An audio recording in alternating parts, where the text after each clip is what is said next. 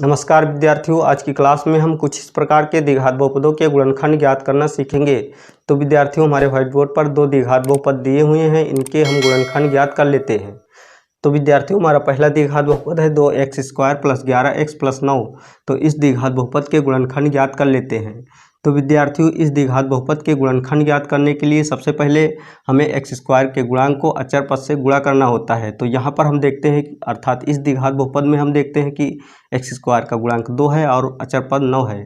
तो 2 को 9 से गुणा कर लेते हैं। तो 2 को 9 से गुणा करने पर हमें संख्या 18 प्राप्त होती है। तो संख्या 18 को हम इस प्रकार लिख लेते हैं।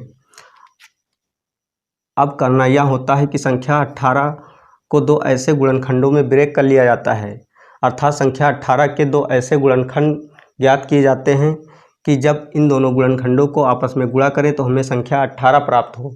और यहाँ पर देखते हैं कि प्लस का चिन्ह लगा हुआ है, अर्थात इन दोनों गुणनखंडों को आपस में जोड़ें तो हमें संख्या 11 प्राप्त हो।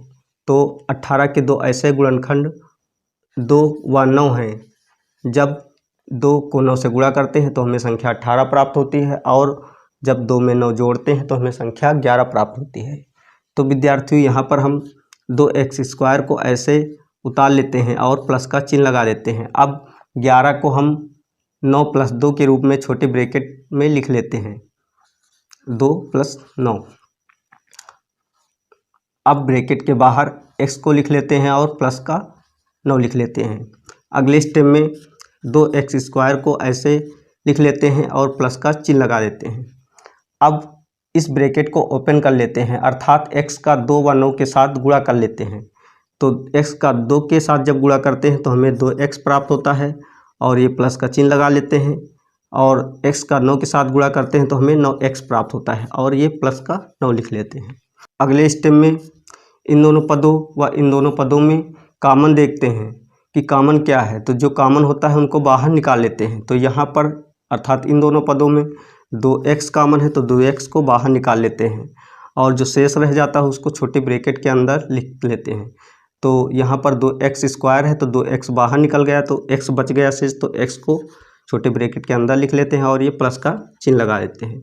और यहाँ से 2x पूरा बाहर निकल गया है, तो केवल शेष 1 ही बचा, तो 1 को लिख लेते हैं। अब ब्रैकेट को क्लोज कर देते हैं प्लस का चिन्ह लगाकर।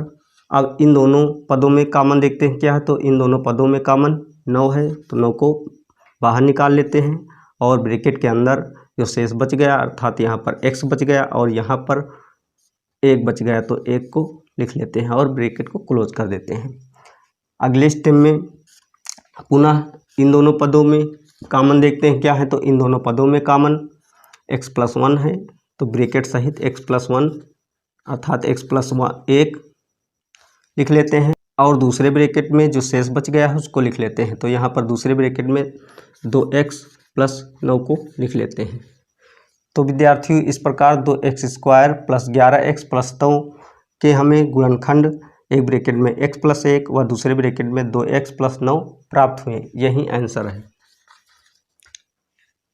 तो विद्यार्थियों, इसी प्रकार हम दूसरे बहुपद को भी हल कर लेते हैं। तो हमारा दूसरा बहुपद है 5x² + 2x - 3।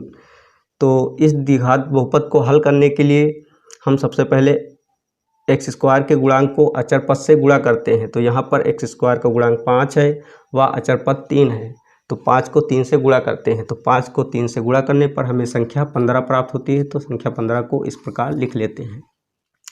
अब संख्या 15 के दो ऐसे गुणनखंड ज्ञात करते हैं कि जब इन दोनों गुणनखंडों को आपस में गुणा करें तो हमें संख्या 15 प्राप्त हो, तथा यहाँ पर देखते हैं कि माइनस का चिन्ह लगा हुआ है, अर्थात इन दोनों गुणनखंडों को आपस में घटाएं तो हमें संख्या 2 प्राप्त हो। तो संख्या 15 के दो ऐसे गुणनखंड 5 व 3 है। जब 5 का 3 से गुणा करते हैं तो हमें संख्या 15 प्राप्त होती है, और 5 से 3 को घटाते हैं तो हमें संख्या 2 प्राप्त होती है। तो यहाँ पर हम 5x² को ऐसे उतार लेते हैं और प्लस का चिन्ह लगा देते हैं।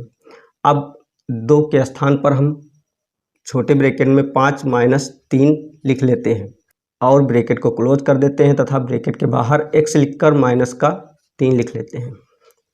अगले स्टेप में 5x² को ऐसे लिख लेते हैं और प्लस का चिन्ह लगा देते हैं। आप इस ब्रैकेट को ओपन करते हैं, अर्थात x का 5 व 3 से गुणा कर लेते हैं।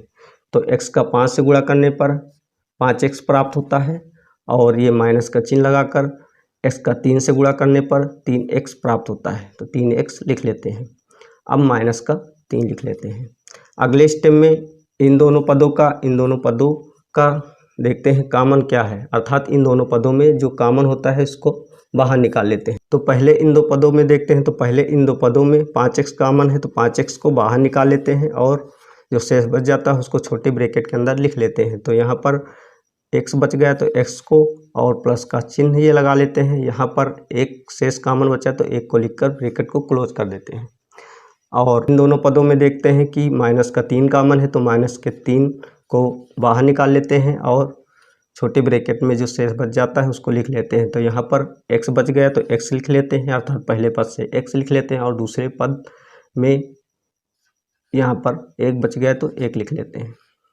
यहाँ पर माइनस बाहर निकल गया तो यहाँ पर हमने प्लस बच गया तो प्लस का चिन्ह लगा दिया है। अगले स्टेप में पुनः इन दोनों पदों में देखते हैं कॉमन क्या है। तो इन दोनों पदों में देखते हैं तो x+1 कॉमन है, तो x+1 को एक ब्रैकेट में लिख लेते हैं तथा दूसरे ब्रैकेट में जो शेष बच जाता है उसको लिख लेते हैं। तो यहाँ पर 5x बच गया है और ये माइनस का 3 बच गया है, तो माइनस का 3 लिखकर ब्रैकेट को क्लोज कर देते हैं। तो विद्यार्थियों इस प्रकार 5x² प्लस का 2x माइनस के 3 के गुणनखंड हमें एक ब्रैकेट में x+1 व दूसरे ब्रैकेट में 5x माइनस 3 प्राप्त हुए। यही आंसर है। तो विद्यार्थियों आज की क्लास में हमने द्विघात बहुपदों के गुणनखंड ज्ञात करना सीख लिया है। अगर आपको हमारी क्लास अच्छी लगी तो हमारे चैनल को सब्सक्राइब कीजिए, लाइक कीजिए एवं बेल आइकन को प्रेस कीजिए। जय हिंद।